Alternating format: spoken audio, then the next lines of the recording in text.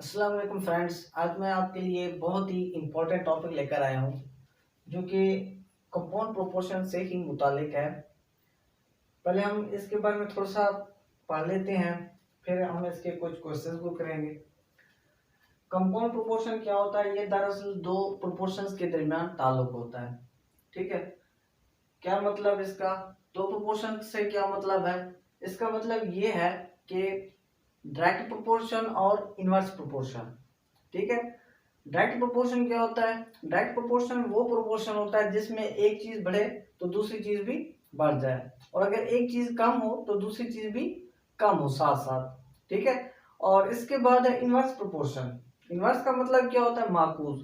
तो ऐसा प्रोपोर्शन जिसमें एक चीज बढ़े तो दूसरी चीज भी कम हो। ठीक है, और अगर एक चीज कम हो रही हो तो दूसरी चीज बढ़ रही हो, तो उस प्रोपोर्शन क्या कहते हैं हम? Inverse proportion. ठीक है, आई होप आपको इसके बारे में थोड़ा सा समझ आ गई होगी। तो हम इसके पहला क्वेश्चन स्टार्ट करते हैं। क्वेश्चन नंबर 1 है, if 35 labourers dig 805 centimetre cube of earth in 5 hours. अगर 35 मजदूर 5 घंटों में जमीन का 805 सेंटीमीटर क्यूब खोदते हैं। कितनी? 35 मजदूर 805 सेंटीमीटर क्यूब जमीन खोदते हैं, कितना? 5 घंटों में। How much of earth will 30 labourers dig in 6 hours. तो 30 मजदूर 6 घंटों में कितना जमीन खोदेंगे? अब यहां पर देखिए तीन चीजें इस्तेमाल हो रही है। एक तो लेबरर्स, दूसरा अर्थ कितना खोदी जा रही है, ठीक है, और क्या है साथ में? टाइम। ये तीन चीजें जो है इसमें इस्तेमाल होती हैं कंपाउंड प्रोपोर्शन में। तो चले हम इसको स्टार्ट करते हैं। पहले हमें क्या करना है? लिख लेना है यहां पर लेबरर्स रेशो, उसके बाद अर्थ, उसके बाद रेशो टाइम। ये तीन चीजें है ना, ये तीन चीजें जो है इसमें इस्तेमाल हो रही है। अब लेबरर्स कितनी है? 35। मजदूर कितने? 35 है, तो वो कितना खोदते हैं? 805। उसके बाद टाइम 5 घंटे, 5 घंटों में खोदते हैं ना। अब है वो कहता है हाउ मच ऑफ अर्थ, कितना जमीन। तो जमीन जो है वो खोदेंगे कितना। इसका मतलब ये है, ये जो है हमने मालूम करना है। जो मालूम करना है उसकी जगह पर हमने क्या रख देना है? एक्स। जो आपने मालूम करना हो उसकी जगह पर आपने क्या रखना होता है? एक्स। मिसाल के तौर पर, क्योंकि ये क्या है हमारे पास अननोन चीज है, अननोन चीज के लिए हम कोई भी नाम दे सकते हैं, एक्स वाई जेड ईटीसी। उसके बाद टाइम, टाइम में कितना है इसमें? वो है 6 घंटे। और मजदूर कितना है? 30। अब ये स्ट्रक्चर हमारे पास तैयार हो गया। अब हमने क्या करना है? हमने जो है जो नामालूम चीज हो, ठीक है, उसके साथ ही हमने इनको रिलेट करना होता है। हम इससे ही डायरेक्ट और इनवर्स का पता लगाते हैं। तो नामालूम क्या है आपके पास? ये अर्थ है ना, ठीक है। तो इसके साथ ही हमने क्या करना है? इन लेबरर्स को भी रिलेट करना है, उसके बाद टाइम को भी। तो पहले हम क्या करते हैं? लेबरर्स को इसके साथ रिलेट करते हैं। 35 मजदूर हैं, कितना खोदते हैं? 805। 35 मजदूर 805 खोदते हैं सेंटीमीटर क्यूब। और 30 मजदूर कितना खोदेंगे? साफ जाहिर बात है, अगर 35 जो है 805 खोद रहे हैं, अगर मजदूर कम कर दें तो वो जमीन कम खोदेंगे ना। ठीक है, यानी एक चीज बढ़ रही थी तो दूसरी चीज भी बढ़ रही थी।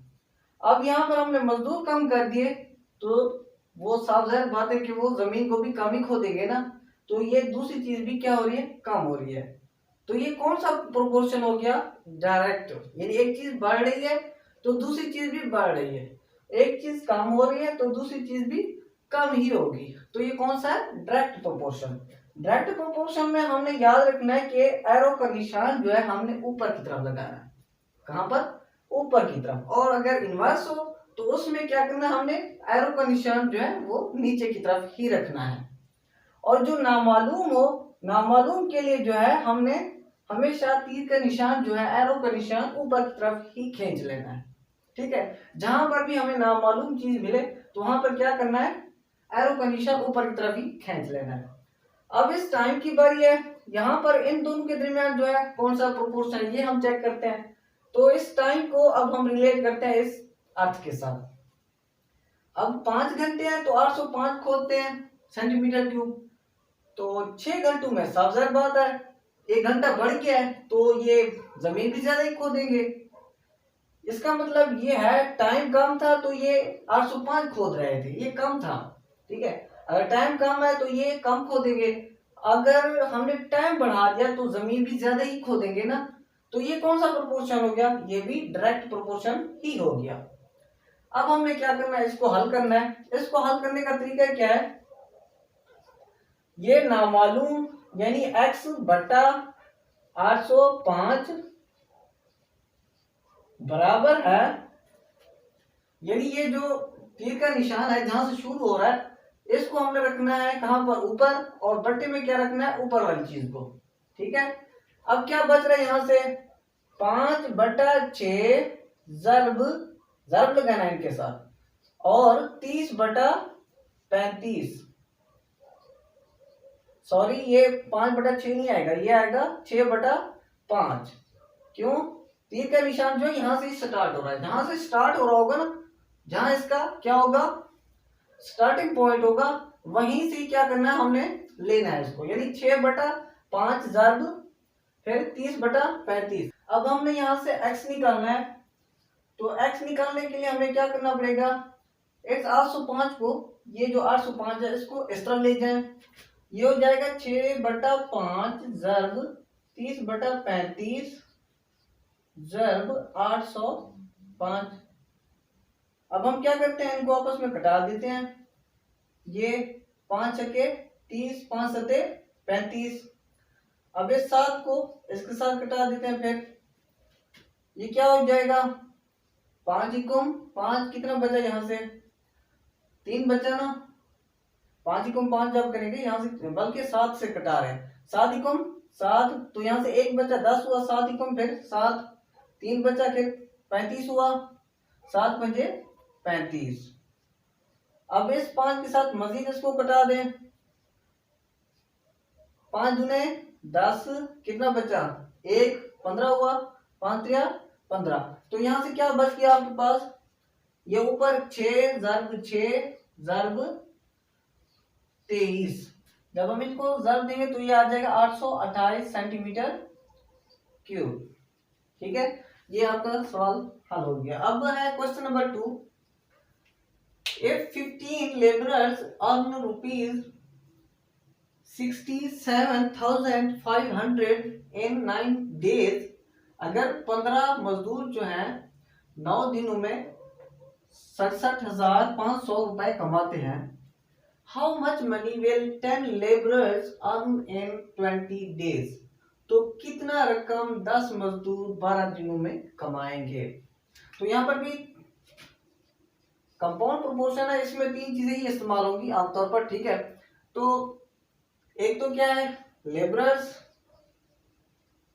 लेबरर्स रेशियो, उसके बाद मनी जिसको हम प्राइस भी ले सकते हैं, चलो मनी ले लेते हैं, उसके बाद क्या है डेज, निकालना क्या हमने मनी को, तो हम ऐसा करते हैं इसको आखिर में ही रख देते हैं, डेज को दरम्यान में रख देते हैं, मनी को या प्राइस को आखिर में रख देते हैं।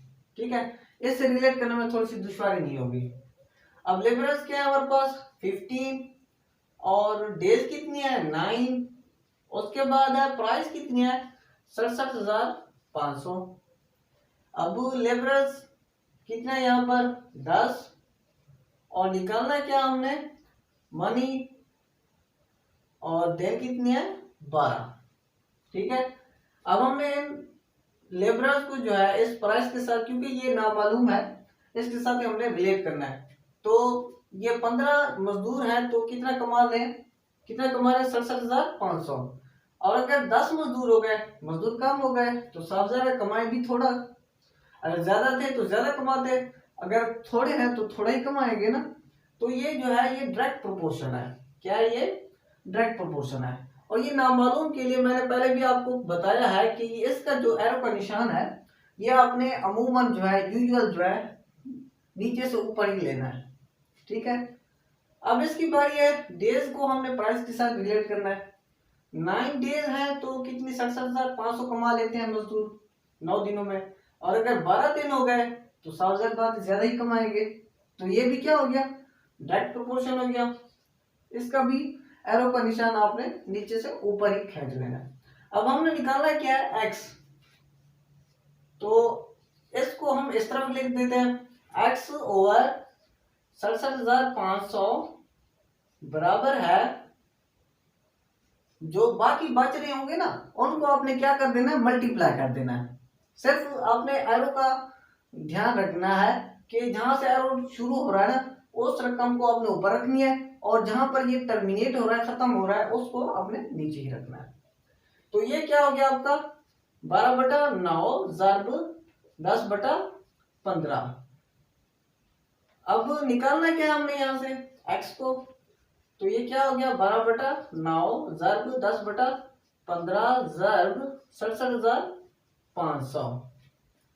अब हम क्या करते हैं? इनको कटा देते हैं, 5 दूने 10, 5 या 15। ठीक है।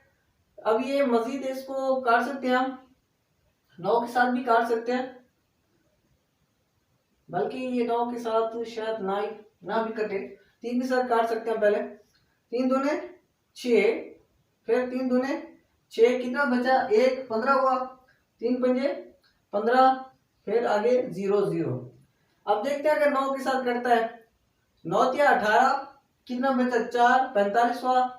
ये 9 के साथ भी कटता है, ये 9 या 18, 4 बचा, कितना हुआ? 45, 9 पंजे 45, आगे कितना हो गया? 2 0।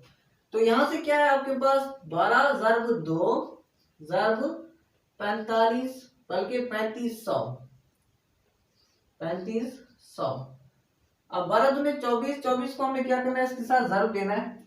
तो ये आ जाएगा आपके पास 60,000, जो कि वो कमाएंगे मजदूर जो है कितने दिनों में? 10 दिनों में, बल्कि 10 मजदूर जो है 12 दिनों में ये रकम कमा लेंगे। ठीक है। तो आज के लिए इतना ही काफी है। सो नेक्स्ट वीडियो में मिलते हैं। Thank you very much.